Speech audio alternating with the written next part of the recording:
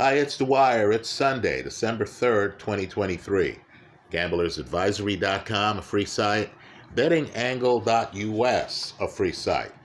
Remember, the opinion you should follow should be your own. Just consider this video to be a second opinion from a complete stranger online. Now, let me just give you my mood here before I jump into Ryan Garcia's victory over Oscar Duarte, right? This is just what happens when you bet on sports. I had a perfect futures hedge. I was all set up for the big finales in college football. And then out of nowhere, Nick Saban with the Alabama Crimson Tide, who were ranked something like 8th, knock off the linchpin of my college football season, the Georgia Bulldogs, right? So I'm still reeling from that. I have some other teams. I'm just telling you, and I know people are going to disagree with me, but I'm just telling you that when you let a Pac-12 school in, right? I know the Washington Huskies have not been blowing people out, but I'm just telling you, look closely at them, right? I know Michigan is big, is bad, etc., right? But let's just say Georgia's loss yesterday is going to create a lot of opportunities, right? A lot of people who were not in the forefront of the national limelight have a golden opportunity. Now, with that in mind, let's talk about Ryan Garcia. Let's talk about Oscar Duarte. I made a membership video. The base bet delivered, right? It was the under 8.5 rounds.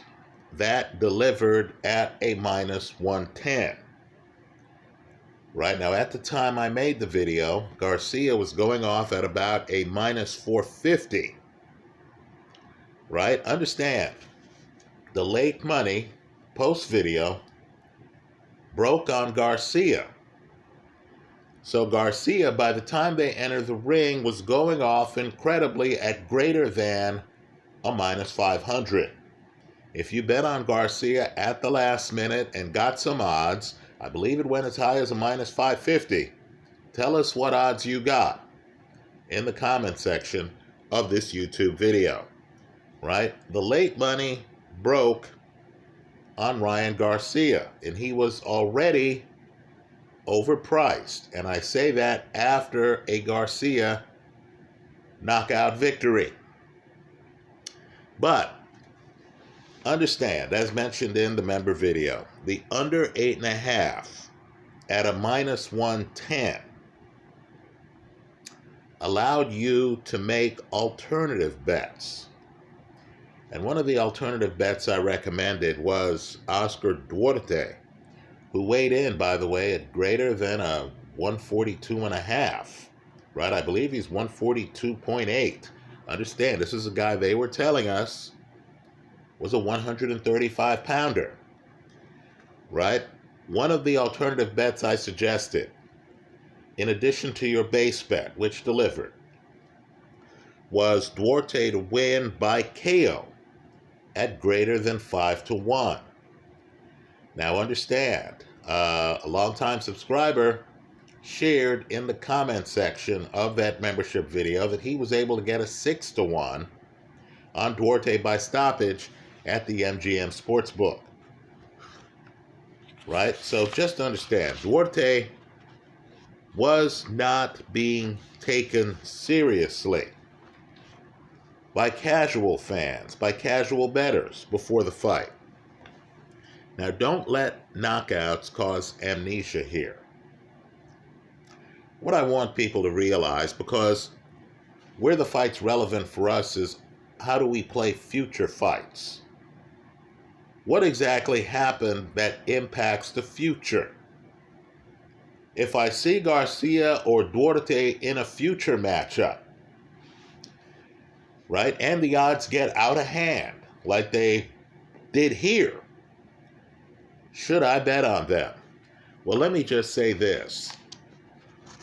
While he lost the fight, in my eyes, Duarte was the big winner, right? Remember his name.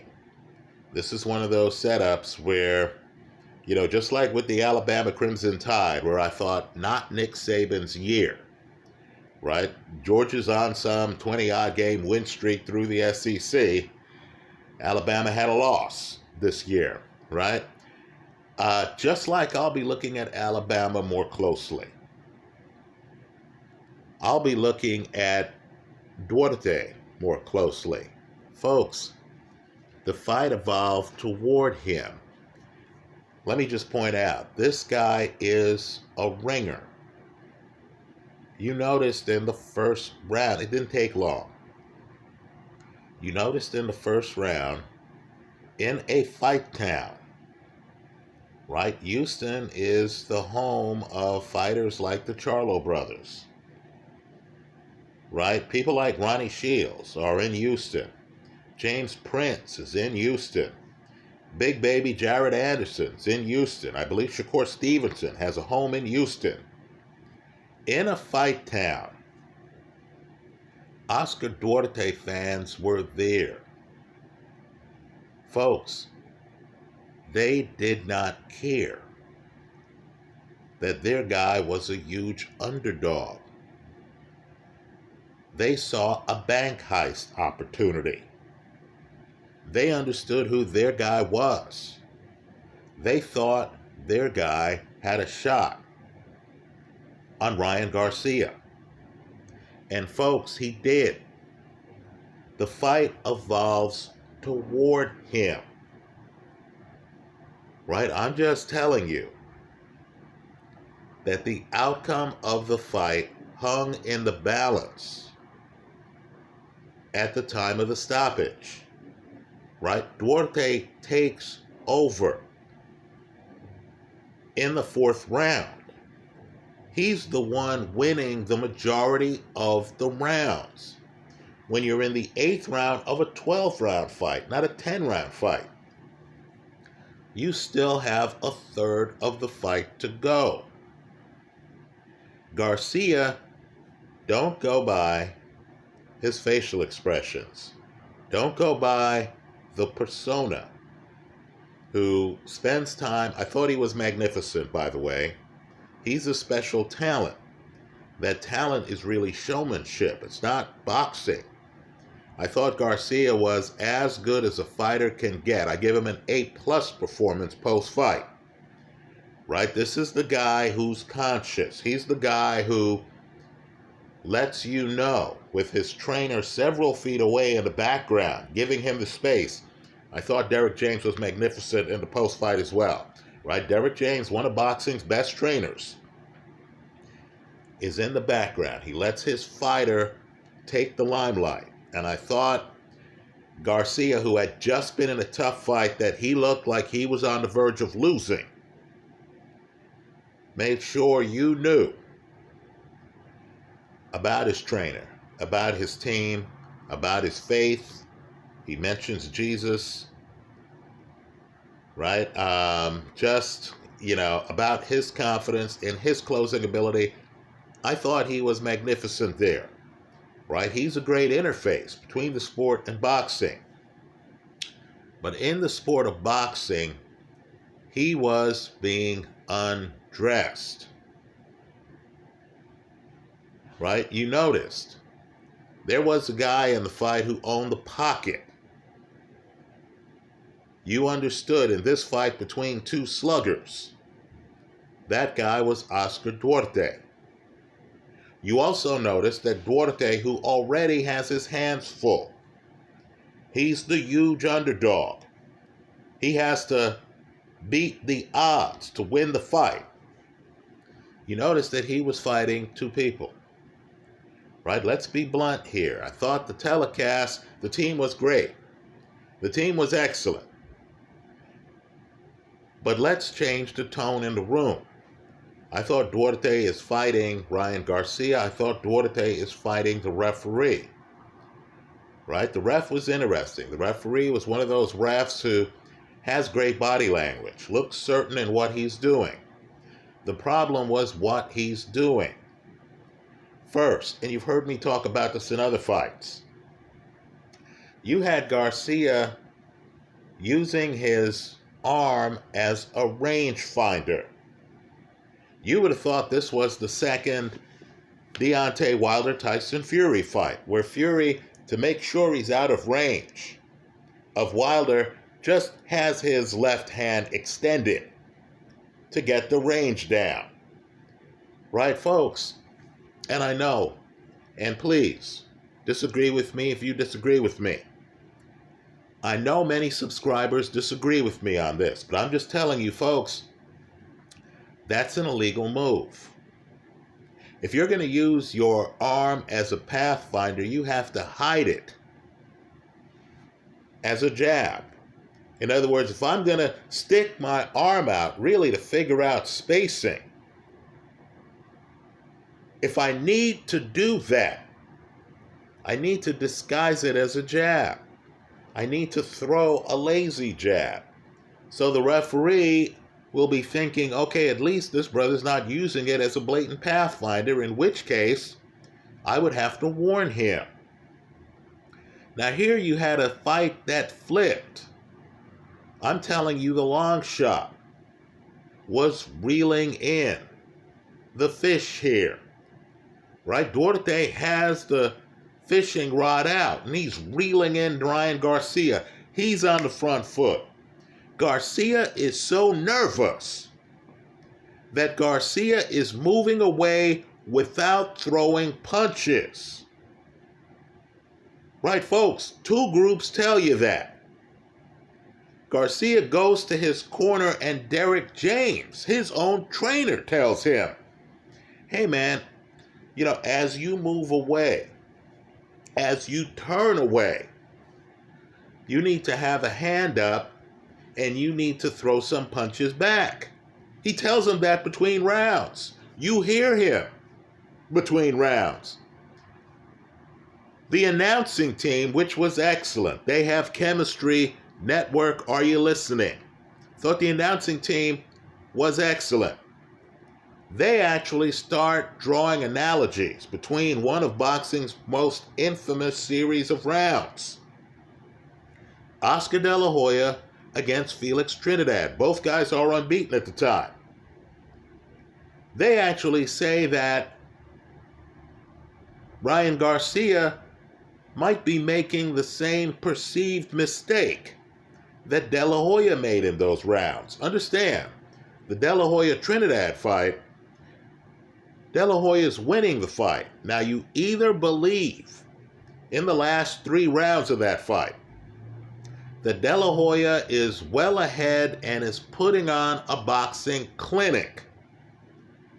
Right? De La Hoya is moving, and it's different than the Garcia fight. De La Hoya is moving around Felix Trinidad, making him look lead-footed in a fight De La Hoya has already won. Right? De La Hoya is just, putting the exclamation point on the sentence to let you know, hey, look, this guy can't move with me. It's something Pernell Whitaker ironically tried to do against De La Hoya. Didn't throw enough punches. Some people think, these are disputed fights, against De La Hoya. Well, understand the judges viewed what De La Hoya was doing as running. They gave the last few rounds to Felix Trinidad. That's how Trinidad beats De La Hoya.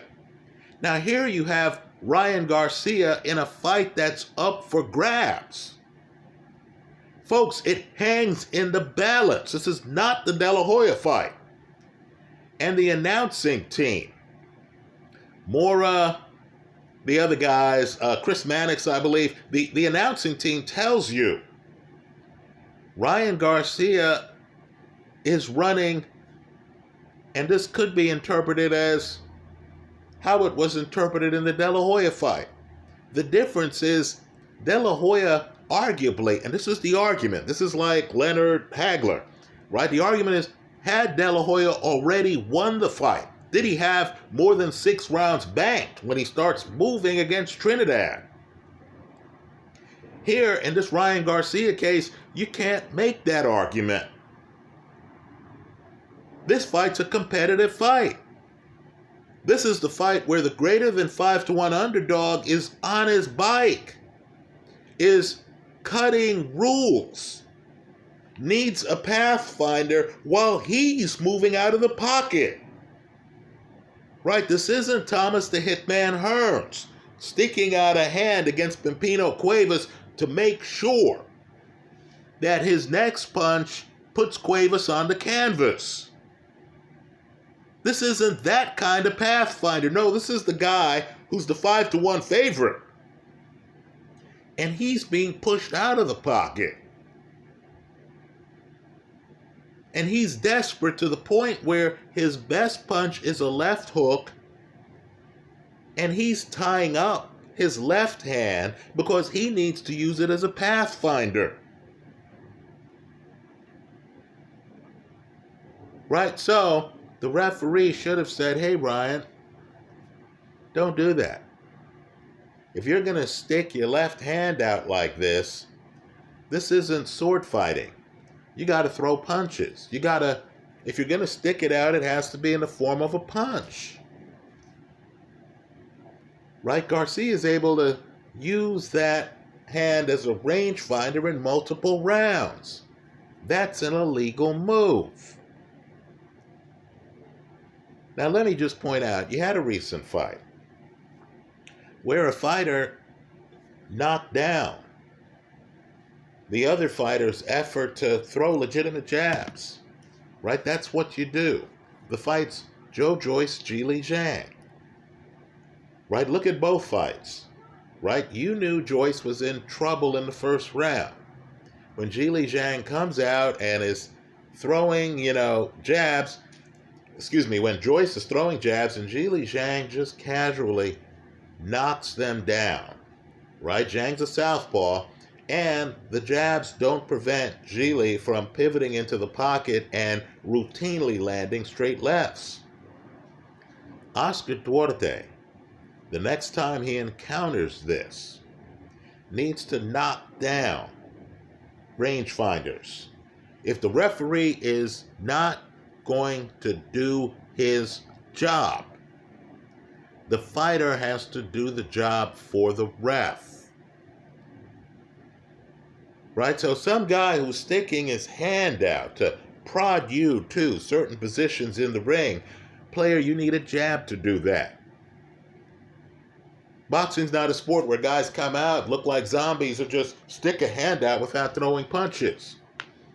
The referee let that go. That was unfortunate.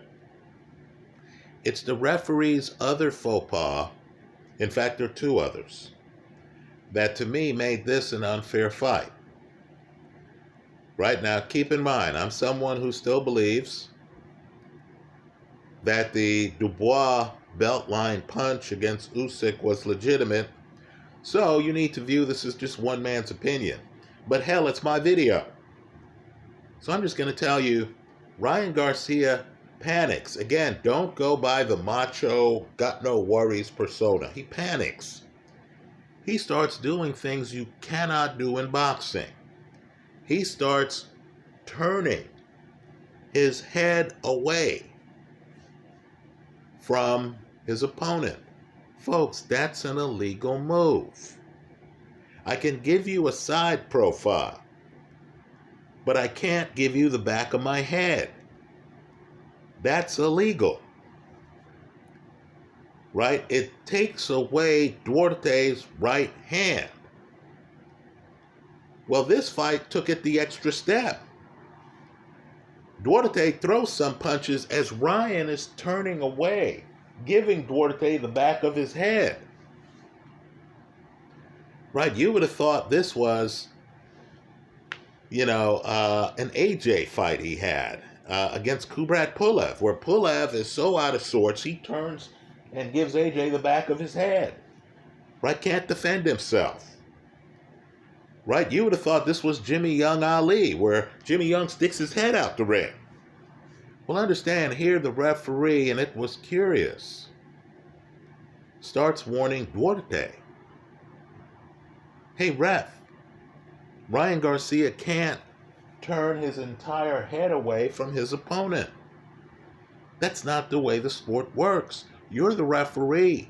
If you're going to warn anyone, it's Ryan Garcia, not Oscar Duarte. So then the ref tops it off. Now let me just say this diplomatically, right? And I give Garcia credit. He's an explosive puncher. Garcia's over by the ropes. Folks, he's that cornered. He's over by the ropes. Duarte comes in. Right now, Garcia is moving, just as Derrick James asked him to do in the corner.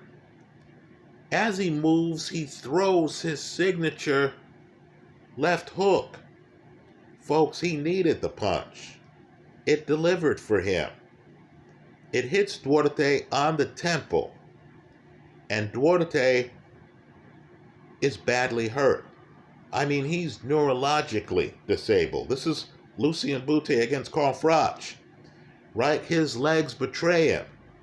He wants to stand upright. He doesn't have the balance. So then Garcia steps in and gets him on the canvas. Now, I want people to look at this count carefully, right? What they said on the telecast is true. The ref is looking at Duarte's eyes. He leans forward. He makes sure, this part of the count's perfect.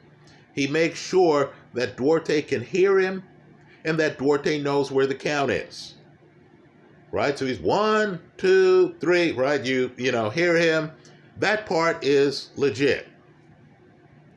I'm just telling you that Tyson Fury would not be the heavyweight champion if this referee, and not Jack Reese, was the referee doing the count in the 12th round of the first Fury-Deontay Wilder fight. Right? Duarte is looking at the referee, just like Tyson Fury looked at Jack Reese. He's looking at the referee. The ref reaches the count of 9. Duarte not only gets up, not only beats the count, but he has his hands up like this to let the ref know, I'm completely lucid. Now, this is a fight in which the underdog has won at least, on my scorecard, 3 of the last 4 rounds. Right? This isn't blowout city. It's not like you're thinking to yourself, the millisecond before Garcia's big punch lands, that temple shot lands, it's not like you're thinking to yourself, the ref needs to stop the fight. Right? It's not like the thought ever crosses your mind, Duarte's corner needs to protect their fighter. No, folks, this is a highly competitive fight in a sport with betting. If you're a gambler, you were looking at this and you thought, man, is my long shot gonna come home here? He's very much in the fight. He's very much in this round. And we have 4 more rounds to go. Well, folks, the rest is speculation and conjecture. Because this ref decided to channel the referee, pull up this fight, from the Rumble in the Jungle, where Foreman, in my opinion, beats the count and loses his title because the ref counts him out. And, of course, Ali, who fights people like Ken Norton 3 times, fights Joe Frazier 3 times, never gives Foreman a rematch. Folks, Duarte beats the count here. Now he cuts it close. Hindsight's 100%. When the ref said 8, Duarte should have gotten up. There's no question about that. Right? But understand, he beats the count as it is. And the ref waves off the fight. So what we're left with is a revelation. Right, folks? Both of these guys, the favorite and the underdog, are viable for the title. at 140 pounds. Duarte hit hard, right? While Duarte's punches aren't as sudden as Ryan Garcia's. If Garcia is honest with the public, he'll admit that he felt Duarte's punches. Understand how odd parts of the fight were. The announcing team in real time, before the end of the fight, during the fight, not only is comparing Ryan Garcia's movement to arguably three of the most controversial rounds of Oscar De La Hoya's entire career, but they were speculating on the telecast the way Garcia is moving away from Duarte as to whether Garcia had a rib injury, as to whether Garcia was trying to hide an injury. On the telecast during the fight, they were wondering why Garcia was turning away the way he was. Right? These are the DAZN boxing guys. And they were telling you they had never seen Garcia in his career turn away like he was turning away against Oscar Duarte. And that includes, by the way, the Gervonta Davis fight. Right? So, let's not lose focus here. Right? While casual fans might be reading the paper today, might have missed the fight, might read the paper and might realize, or read a website, and might realize that a greater than 4-1 underdog at the time the fight started, right? He was greater than 350-1 when I made my pre-fight video. Lost the fight by stoppage to Ryan Garcia. And while the theme might be that Garcia has bounced back from the Gervonta Davis loss, you, the boxing hardcore, know better. This was a competitive fight that Garcia could well have been on his way to losing. I'm not even convinced that the judges in the first 3 rounds, given that a sizable portion of the crowd was cheering for Duarte, given that Garcia gets flushed out of the pocket, I'm not even sure that the judges rubber stamped the first 3 rounds for Garcia. Right? Duarte is the big story here. Let me just say, too, Duarte's doing the Michael Jordan thing, right? He's wearing trunks that go down a bit. When his trunks come up, you notice that he has tree trunk, Canelo-type legs. Right? This is a guy with muscles, folks. Now, let me close by saying this, because I think it highlights a unique skill that a great had. Let's criticize Duarte. And I thought he's the story of this fight. I thought this fight was up for grabs. I believe if they announced a rematch today, you will never get greater than 4-1 odds on Duarte, because the people who bet on sports understand this was a competitive fight. This guy is world-class caliber. But what I want Duarte to do, just boxing better to boxer, is to look at films of Joe Frazier. Right? Frazier had a way to get inside on movers. Right? Even movers who are trying to use, rangefinders, right? Stick hands out to keep him a few feet out.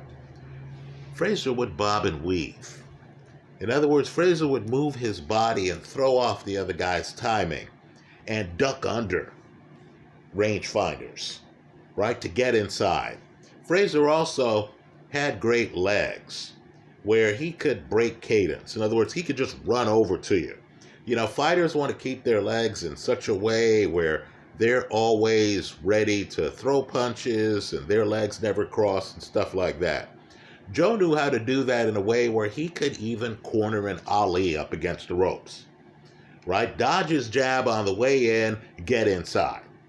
Right? Duarte needs to work on that. He has a move, whereas the other guy is moving away. He taunts the guy. where he moves his body and looks like he's dancing. It's actually pretty hilarious, and it did throw off Ryan Garcia. But he needs to do more than that, right? Because he is alpha. Understand, he was alpha in this fight. He's the guy who walks into the pocket and the other guy walks out of the pocket, right? You see this person in Westerns, right? This is the guy who enters the bar. And people at the bar are like, oh, you know, they're ducking. They understand, hey, Jesse James just walked in. You know, Billy the Kid just walked in. Right? This guy's a Jesse James, Billy the Kid type guy. Right? Garcia is an explosive puncher. He understood he needed to get out of the pocket. He understood he needed to turn away.